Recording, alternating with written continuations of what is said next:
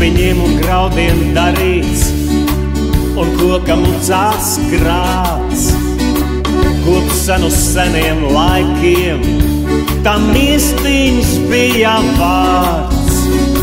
To svētku galdā cēlā un godāja labprāt. Pat likumus par alu izdeva. Jā! Alus, alus, alus, kad vasaras tveicē mās. Alus, gaišais alus, top jau trāks prāts.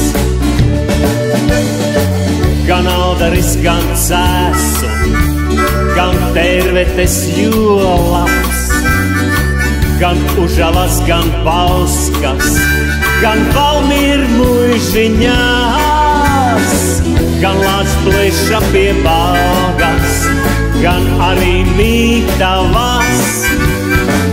Ar Jāņu sieru labi saprotā. Alus, alus, alus, kad vasaras tveicē mās. Alus, tumšais alus, to klustīgs prāts. Ir pierādīts un zināms, ka alus tiešām labs. To saprātīgi dzerot, neviens nav kļuvis švaks. Tas noņem stresu, mierina un krietni uzlādē. Pat miesas skaites bieži izārstē.